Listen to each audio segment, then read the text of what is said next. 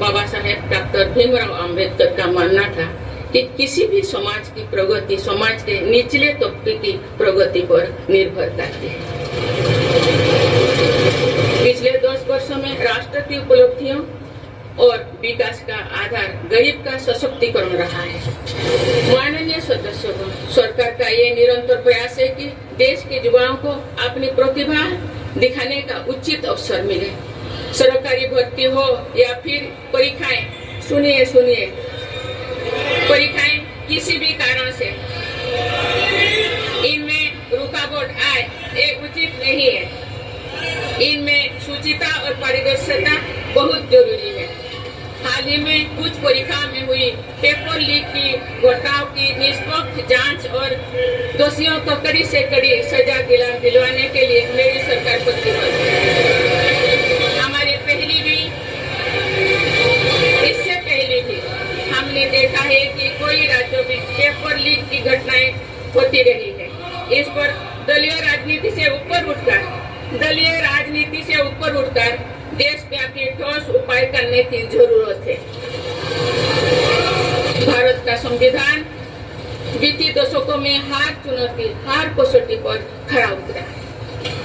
जब संविधान बन रहा था तो भी दुनिया में ऐसे ताकतें थे जो भारत के असफल होने की कामना कर रही थी।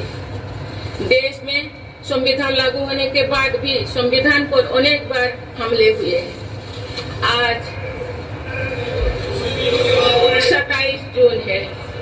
25 जून 1975 को लागू हुआ आपातकाल संविधान पर सीधे हमले का सबसे बड़ा और काला अध्याय था।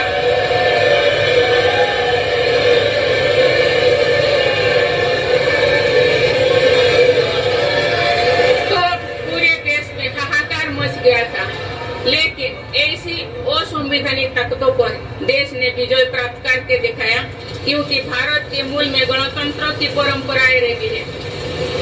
मेरी सरकार भी भारत के संविधान को सिर्फ राजकाज का माध्यम भर नहीं मानती, बल्कि हमारा संविधान जन चेतना का हिस्सा हो, इसके लिए हम प्रयास कर रहे हैं। इसी ध्येय के साथ मेरी सरकार ने 26 नवंबर को संविधान दिवस के रूप में मनाना शुरू किया है।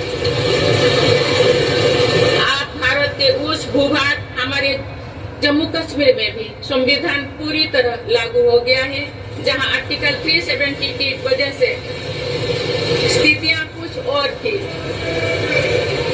माननीय सदस्यगण, राष्ट्र की उपलब्धियों के निर्धारण इस बात से होता है कि हम अपने दायित्वों का निर्वहन कितनी निष्ठा से कर रहे हैं। 18 लोकसभा में कई नए सदस्य पहली बार संसदीय प्रणाली का हिस्सा बने हैं। पुराने सदस्य भी नए उत्साह के साथ आए हैं। आप सभी जानते हैं कि आज का समय हर प्रकार से भारत के लिए बहुत अनुकूल है। आने वाले वर्षों में भारत की सरकार और संसद का क्या निर्णय लेती है, क्या नीतियां बनाती है, इस पर पूरा विश्व की नजर